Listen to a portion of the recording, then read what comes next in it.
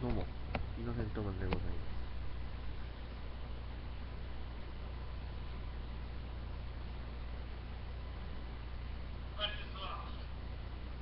あのね、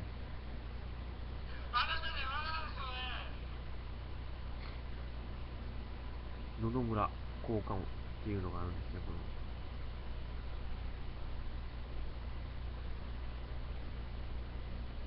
ここに、ここに野々村効果音があるんですけど、これの中にいろいろボイスが入ってるんですね。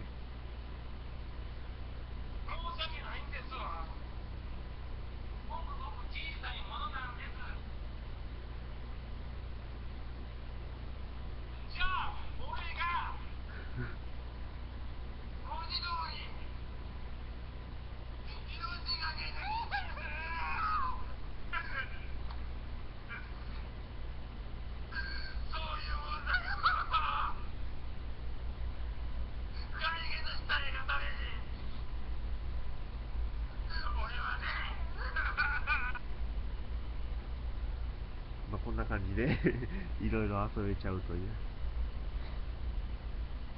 評価も4あったんで結構暇つぶしにはいいんじゃないかなと思います。また下のページに野々村効果音の貼っときますんで、よかったら見てください。